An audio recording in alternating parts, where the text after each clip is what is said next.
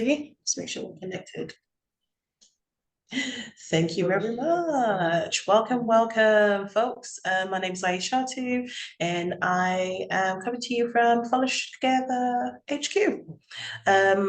Today, we are joined by May Fairweather, who runs Talk About Money, where the goal is to provide affordable, accessible, and inclusive financial education, guidance, and support to people in the Greater Manchester area and beyond. They work very hard to empower people and communities to improve their financial resilience and achieve their goals by delivering community financial education, group financial coaching, bespoke training, family events, and drop-in sessions. So all of the things for all of the people to help build up that financial resilience. And Flourishing Futures are a series of workshops that we run where we invite experts in their fields like May to come and provide support and help us build our financial resilience, because a lot of us don't learn about money and how we can actually thrive and how we can leverage the things that we do have, our skills, and just help secure our future and level out the playing field with all the inequity that can happen in the world. So thank you so much for anyone who's already joined us, and welcome to anyone who's just watching this off the recording. And I will very swiftly pass over to May. Hey, hello. Let me share this screen. Grand. Okay, so we're going to be talking about setting up a social enterprise as a benefits claimant. And because we've only got about an hour with a little bit of time for questions afterwards, I'm going to make some assumptions. So I'm going to assume that you already have a basic understanding of the legal structures of social enterprises that you can be choosing from, including being a sole trader. I'm going to assume that you have already got an idea or indeed already set up. And I'm going to assume that you've probably decided to set up a CIC because most people do. If those assumptions aren't true, and if you do need more support with settling on legal structures and so forth, Flourish offer that kind of support. So I'd encourage you to get in touch with them about that. I'm not going to be talking about charities because I don't know enough about them yet to be confident that I can give you accurate information. But it's likely that some of the things that I say about other organisation structures will apply to charities as well. This is a kind of trial run of this training. So if there are things that you feel were missed, please let me know, because that means I can add them in future. I can chat to people individually, and indeed have been chatting individually to some of you already. So again, get in touch if your situation is quite unique or specific, and then I can see if I can help you individually. So we are going to cover starting a social enterprise if you're claiming universal credit, starting a social enterprise if you claim PIP, carers allowance. I'm going to briefly talk about migrating from legacy benefits like housing benefit and tax credits, but mostly in context of explaining how the protection applies if you are migrated from legacy benefits onto universal credit. So I'm not going to be talking a great deal about how setting up a social enterprise affects tax credits and housing benefit, because the majority of people won't actually be remaining on those benefits for very long anyway. I will give a bit of an explanation of ESA, but again, there are two kinds of ESA. One is a legacy benefit, one is a new benefit, like can continue even if you're claiming universal credit. And there is very little guidance about how ESA is affected. So I'll tell you what I do know, but I'm not going into a deep dive in it. I'm not going to talk about job seekers allowance and any other legacy benefits. So if we just talk briefly about ESA, there's a concept for anyone who's claiming ESA of permitted work. You aren't allowed to work if you're claiming ESA unless it's permitted work. And that usually means working fewer than 16 hours a week, and in certain specific circumstances. or in certain specific circumstances, sorry. So for the purposes of ESA, work doesn't just mean work you're paid for. You are allowed to volunteer, but what's not clear is whether acting as a director, for example, of a community interest company, or being a trustee for a charity is classed as work. I think if it's minimal, which usually if you're just a director, an unpaid director, usually it would be minimal, then you're probably okay. If you are working in the business, then it is counted as work. So just to give an example of this, Talk About Money has 3 directors. One of them is a tax accountant. So she is going to have a look over our annual accounts once our other account, we have an accountant who's going to do our end of year accounts. And then our director, who's an accountant, will look over those accounts to determine whether or not it's going to be in our financial interests to register for VAT earlier than we're required to. Now, obviously, that is definitely work because it's going to take her time. It requires her professional skills. She's not going to be paid for it because she's doing it as a director. She's not got a contract of employment with us, and she couldn't have one anyway because she works as a tax accountant for another organisation, and she's not allowed to have there's a conflict of interest to have a second job providing tax advice. But in her case, if she was claiming ESA and not doing any other work, she would have to get this work of looking at our accounts to determine whether or not VAT registration would be beneficial. She'd have to get that approved or make sure it was in some other way permitted if she were claiming ESA, because it's definitely work and it's not just minimal. Another of our board members attends the board meetings. He is a director. He comes to quarterly meetings, and maybe once or twice a month we'll send a couple of emails. So his work in relation to being a director is minimal. If he wasn't working elsewhere and if he was claiming ESA, it wouldn't affect his claim because it's such a minimal thing. He just sort of turns up to a meeting for an hour every 3 months and says, yes, that's fine. The third director is me. I do all the work of running the business. It's definitely work. Most of it's not paid. It will be when we have more funding. I'm also employed with a contract of employment as an employee of the CIC to deliver the projects we do. If we just leave aside the employee delivering projects part, the work that I do to keep the business going is definitely work, and I would not be able to claim ESA because of the amount of work that I'm putting in, even though it's not being paid. So hopefully that gives you a very basic sense of what may or may not be allowed with ESA, but what I haven't found is anything specific that addresses the idea of being the director of an enterprise, being an office holder, but not actually doing any employed work for the organisation. So that's just what I've kind of determined from what I have been able to cobble together. So moving on to what I do know for sure. Universal credit. This is the benefit that most people who are claiming means tested benefits would be claiming. And it is a bit of a battle that I have recently had with the DWP. So in June 2023, I incorporated Talk About Money as a CIC with the 3 directors, myself and 2 others. At that point, we hadn't got any income and we weren't doing any delivery. So I told them, I'm about to become employed, but I don't know exactly when. It'll probably be November that we'll get some income because we'd applied for a grant. And then I will start being employed by the CIC. And I thought that I was just informing them that I'd got a job, essentially, that I was now employed or I was about to start work. I'm also self-employed in a different capacity. So I was going to be both self-employed and employed. And they said, no, you're going to be working for a company that you are an owner and director of. So you're self-employed. And therefore, all of the income that your community interest company receives, because there are 3 directors, we're going to divide it by 3 and say that it's a third of it is your income for the month. Now we had applied and actually received £20,000 of national lottery funding, and we got that paid in November. Obviously, if they had decided that a third of that money, which is more than just under £7,000, was my income for the month, that would have been catastrophic for my universal credit. I would have got no universal credit that month.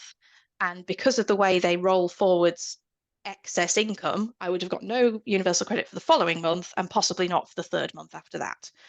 By which point everything would have been completely ruined and I'd have had to close the business down and it would have just been a disaster financially. I thought that couldn't be right. So I did a Freedom of Information Act request to get a copy of the official guidance from the DWP. So what was it that the job centre staff were referring to when they told me that was the case? I escalated it. I talked to managers. People kept ringing me. It was a whole thing. And the staff at the job centre were saying, we see what you're saying, like this is ridiculous, but this is what we've been told is the way. Like if you are one of a minimal number of directors, then you have to be treated as self-employed. And I don't think that's what the National Lottery had intended to happen when they paid us a grant. They hadn't intended for it to ruin my household's finances. And they certainly hadn't intended for the government to tell me that I should misappropriate those funds to pay my electricity bill.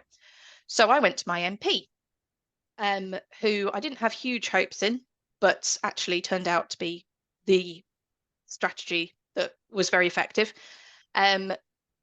I wrote a letter, but technically he wrote the letter. He sent off a letter to the Minister for Employment saying, this is the situation that my constituent is in. Can you give any advice? And in August, the minister wrote back saying, yep, that's right. It's to stop unprofitable businesses circumventing the minimum income floor. So if you're not familiar with universal credit, the way it works is if you're classed as self-employed, you get a year when you first start being classed as self-employed, where they look at what your actual income and your actual expenses are each month. And at the end of that year, they pretend that you have made a profit every single month of the equivalent of minimum wage for the number of hours they think you should work. So if you're expected to work 35 hours a week, then they want to see a profit of 35 hours a week minimum wage every single week.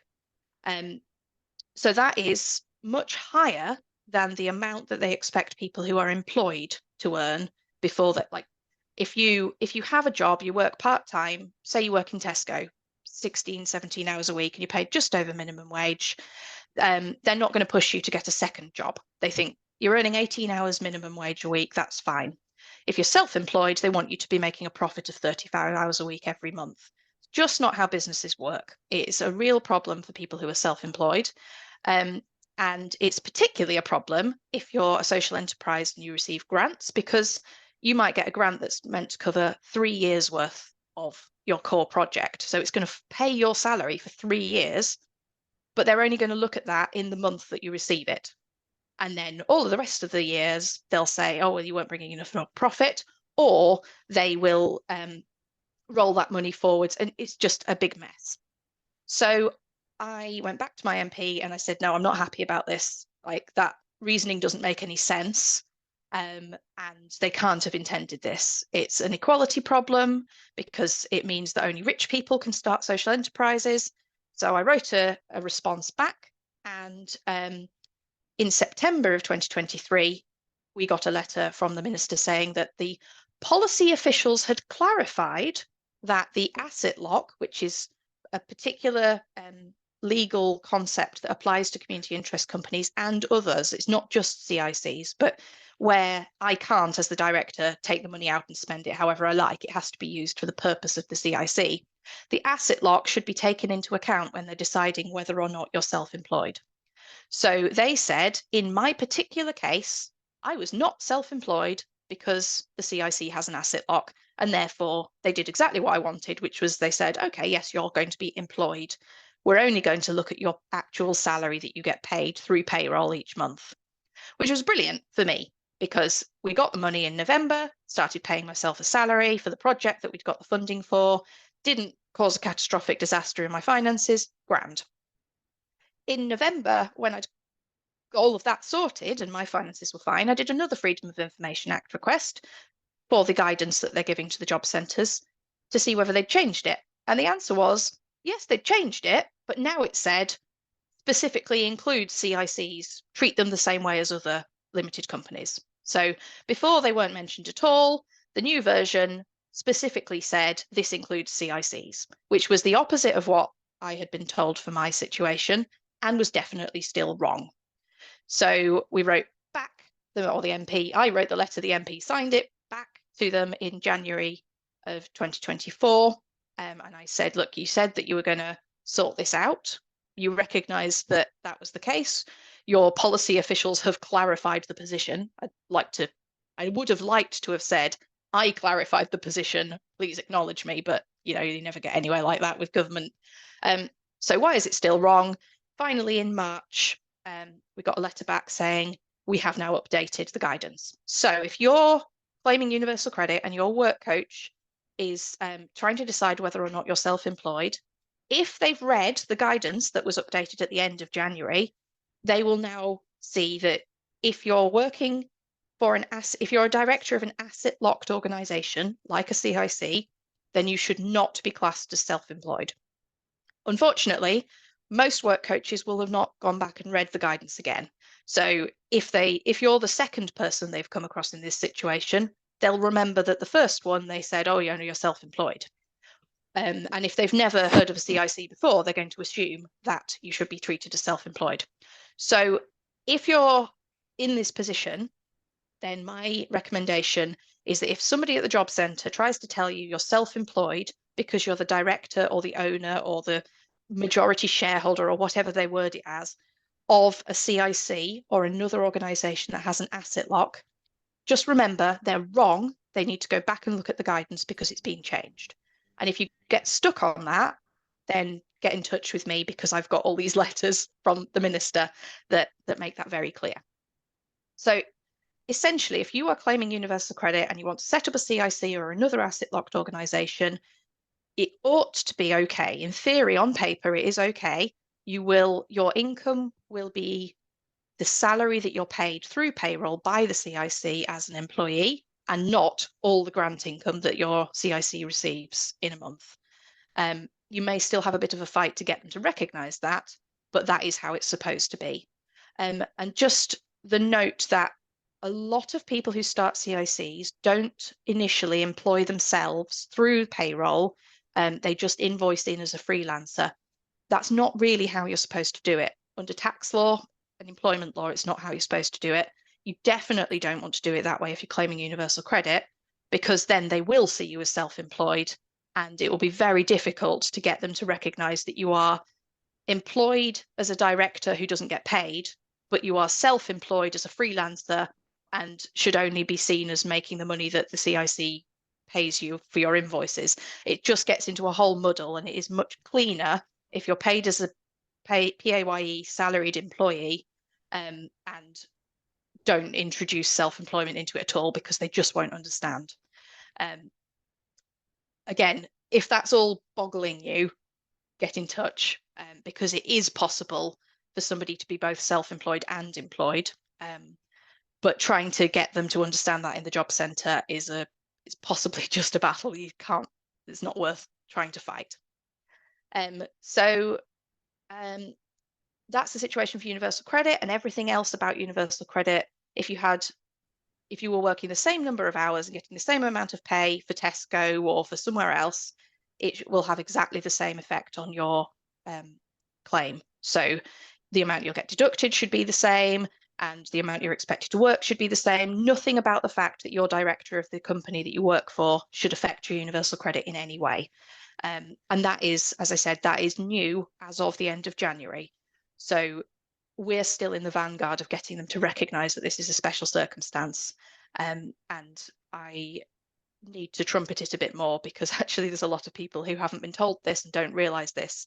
There's a lot of people who've been given bad advice and probably actually need to go back and appeal the decision to class them as gainfully self-employed, because it was wrong then and it's wrong now. Right, moving on to other benefits. Disability benefits and health related benefits. So a lot of people who want to work for themselves do so because it is an awful lot easier to do this than to do this. So the system that we have at the moment is very binary, where either you're disabled for the purposes of benefits or you're not. Either you're fit for work or you're not. Although there is some flexibility in that. So we'll go into that a bit more. The first thing to know is that PIP, Personal Independence Payment, which is the adult disability payment, is not means tested. You can earn millions and still be eligible for PIP. You can earn nothing and still be eligible for PIP. And you are allowed to work and claim PIP. The example that I always use is Stephen Hawking. He was absolutely eligible for enhanced rate PIP, no doubt about it. He also worked, because the two things are not directly connected.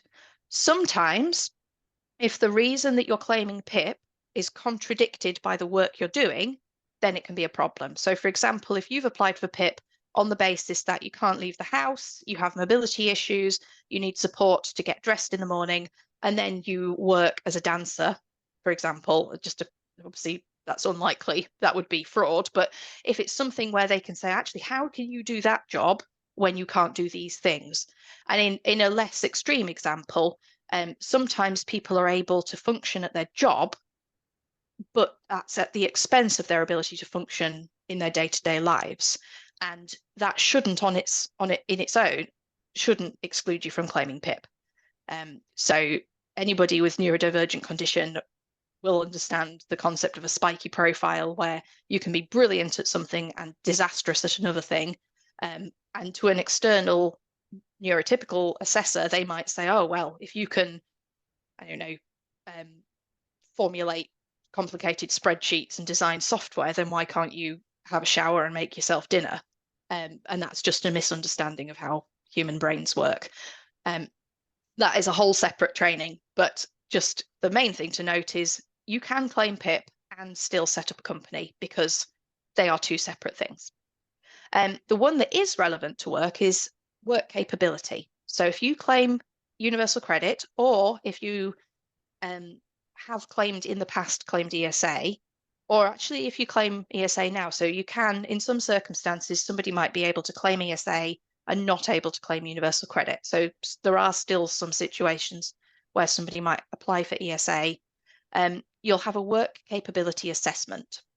And you may have heard about this on the news and people talking about, oh, you can push a button, therefore you're fit for work. It's not quite as bad as it often gets spoken about, although it's not necessarily the most fun process to go through. You have a work capability assessment if you have been submitting notes from your doctor, a fit note saying that you are struggling to work, or the amount you can work is limited, or that you can't work. If you've submitted that fit note for at least 28 days, continuous fit note, then they'll refer you for an assessment. And the outcome of that assessment could be you could be found fit for work, in which case you have the same commitments as anyone who doesn't have any health problems. You could be found to have limited capability for work, which means that they think that you will be able to work in the future, but they recognize you can't now. Or you have limited capability for work and related activities.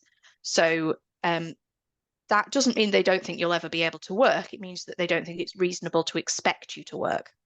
So somebody who is on limited capability for work might be asked to attend interviews with a work coach, maybe write a CV, maybe do a course, do something to help them prepare to be ready to work in the future. Somebody with limited capability for work-related activities won't have to do any of that.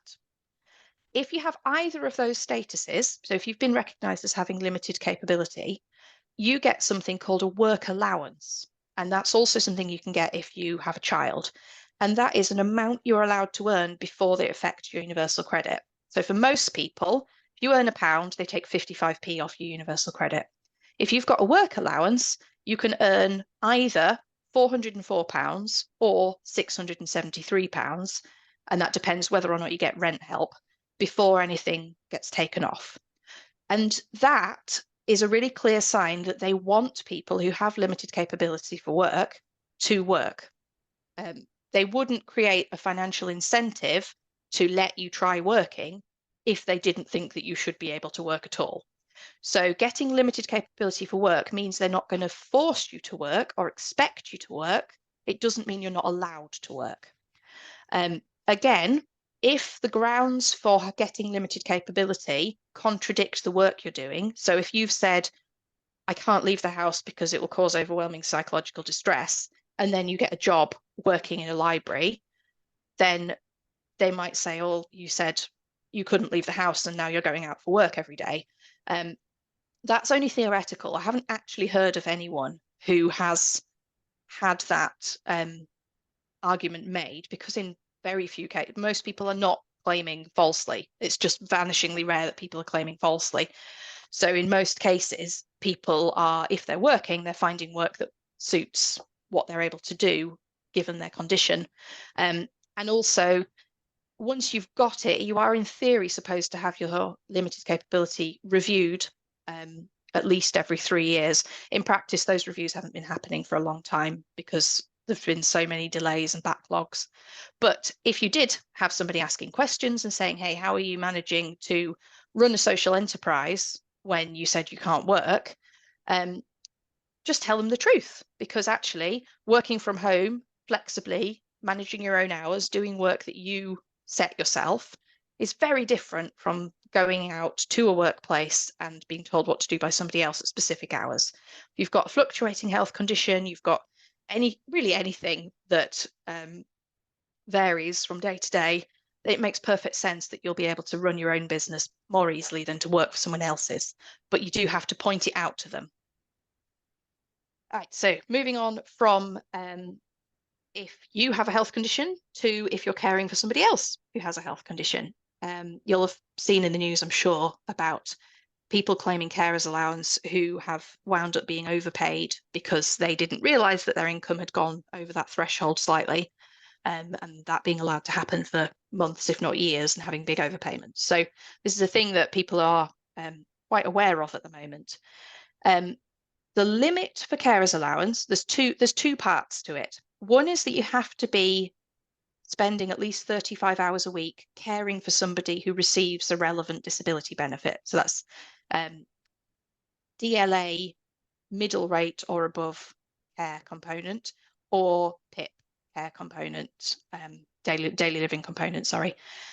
So if you're spending 35 hours a week caring for somebody, it is, because there are not just 35 hours in a week, it is possible to work and still be spending 35 hours a week caring for somebody. So it's perfectly possible to be a carer and to work full time. If you're claiming carer's allowance and you work full time, then unless your employer is breaking the law by not paying you minimum wage, you will earn over the limit. This £151 a week income limit after certain expenses. So obviously after your income tax and national insurance is taken, after 50% of any pension contribution that you make, and then after up to half of your earnings can be offset as an expense if you have to pay somebody to provide the care that you would otherwise be providing. And that doesn't apply to childcare, that applies specifically to care relating to the disability or illness that the person you are caring for has. So that's a little bit complex, but what really matters in terms of setting up your own social enterprise is that this is about, as long as you've still got those 35 hours a week of care being provided, this is about earnings. So if you are an unpaid director, you could be working 40 hours, 50 hours a week trying to get your business off the ground, and still doing 35 hours a week of care. For example, if you care for somebody who needs care overnight and you're working during the day, and still be eligible for carers allowance, because they are looking at income, not number of hours. So that's different from ESA. Carers element is separate from carers allowance. Carers allowance is a benefit in its own right. Carers element is part of universal credit. So if you are claiming universal credit and you earn too much to get carers allowance, you can still get carers element, and that is an extra amount that they add to your universal credit claim. And there's no earnings limit on that one. So all the rest of the stuff about earnings and universal credit still applies. So 55p taken for every pound you earn over a certain amount. So you could end up losing the equivalent of the carers element amount in deductions if you work, but there's no threshold that means you're not eligible anymore. So if you were previously claiming carers allowance and now you want to start paying yourself for your social enterprise work, and it'll go over that minimum, that maximum amount for carers allowance, you may actually be able to apply for universal credit. And when you take into account the carers element, it might mean that you get a payment that you wouldn't have previously been able to get. If you claim carer's allowance and universal credit, they take the carer's allowance back off your universal credit payment. So you don't actually gain any money by claiming both together, but you can still get the carer's element, which is extra. Again, this might sound really confusing. If you're already claiming these benefits, then you'll have an understanding of it. And what I want to reassure you is that you can, as long as you can still show that you're doing those 35 hours a week of care, you can spend as many hours as you need to setting up your social enterprise and running your social enterprise without it affecting your eligibility for carer's allowance. It's only when you start being paid, and that includes dividends as a director or director's remuneration. It's not just a salary, it's also any money you get paid for being a director, which for most of us is none, but you can be paid as a director. That does count as income. Okay. Got some time. So if you are on legacy benefits, you will know that at some point you're going to be moved on to universal credit, and exactly when that happens depends on which benefits you're on. And if you aren't on any benefits, but you need to make a claim, then in most cases you'd be claiming universal credit. And universal credit gives help with housing costs. It gives an amount for living costs for you and any partner you have that lives with you, an amount for children, an amount towards childcare costs, an amount if you're a carer, amount if you have a child who's disabled, an amount if you have limited capability for work. So it's multiple benefits all put into one big pot and then kind of blended up, and you can't separate out this bit's the housing and that bit's the carers element. And I have a whole other training on that if people want to know more about universal credit. But for our purposes, when you first claim universal credit, whether that's migrating from another benefit or for the first time, you will have to go to the job centre for an interview. They'll want to interview you to check your identity. And they'll also ask you about your circumstances, including whether you work. So if you say to them, for example, I was working 5 hours a week in Tesco, keep choosing Tesco because I used to live next door to Tesco. I used to work 5 hours a week in Tesco, but I've lost that job. So now I've applied for universal credit, but I want to start my own business. Then they will give you what's called a gateway interview. Or if you say, I sell artwork on Etsy, or anything else that sounds a bit like self-employment, they'll want you to come and have a special interview called a gateway interview, which is where they look at whether or not, first of all, are you self-employed? Like, is it actually self-employment, or is it employment that somebody else has employed you? And then, is it gainful self-employment? So that is it your main focus? Is it organized? Is there a likelihood that it could make profit in the future? And do you intend it to be your main job? Not necessarily your main source of income, but your main job. And if the answer to all of those things is yes, then in theory, you could be found gainfully self-employed. This is the bit where it's really key to understand what your end goal is and to know that being the director of a community interest company does not make you self-employed. In most cases, if your primary focus, the thing that you want to do is run the CIC and then be employed by it to get paid for the work that you do for your CIC or your other social enterprise, you want them to acknowledge that you are employed by the CIC. That means that the work you do for the CIC, as long as you're being paid the equivalent of 18 hours a week of minimum wage, will be enough for them to not say you have to get extra work. It's called the administrative earnings threshold. And at the moment, it's 18 hours of minimum wage per week. It used to be 16. They keep changing it. They keep increasing it. But for most people, that's the goal, is to get them to recognize that you are employed by a business that just happens to be, you just happen to be a director of it, but it's just the same as if you worked for any other business. So that's when you would point to, well, there's an asset lock, and this guidance says that you shouldn't treat me as self-employed because of the asset lock. In rare circumstances, you might already be primarily self-employed. So, for example, you could be an established massage therapist, and you have lots of private clients, and the most of your work and most of your focus is your private massage work, but you've been invited onto the board of an organization like Flourish, for example. They could say, hey, do you want to come and be a director of Flourish? Now, what you bring to Flourish is not your brilliant massage skills, because actually that's not the focus. It's not the main focus of what Flourish does. So you may be beavering away as a director because you're really good at accounting or social media or whatever it is that they brought you on board, the skill that you brought you on board to do. And then they have one of their monthly well-being sessions, and they say, oh, would you like to have a massage stall and you can give massages? Now, in that situation, doing a one-off massage at a well-being fair is not part of your position as a director. It's not directly related to the work that you do as a director. And you're already doing lots of private self-employed massage elsewhere. So in that situation, you can invoice in to the CIC that you are a director of, and that can be self-employed income.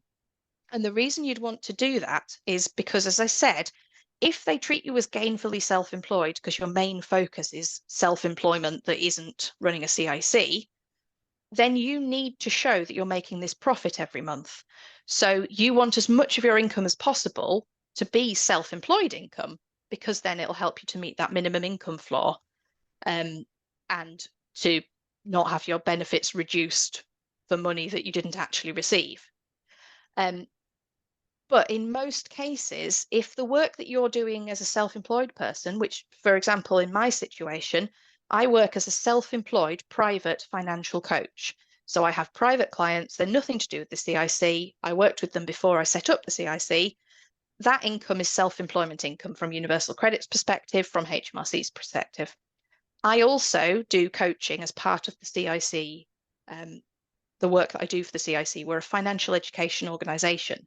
So I would struggle to argue that I could be a freelancer invoicing into the CIC when I run the weekly coaching sessions for the CIC, because it's so closely related to what the CIC exists to do.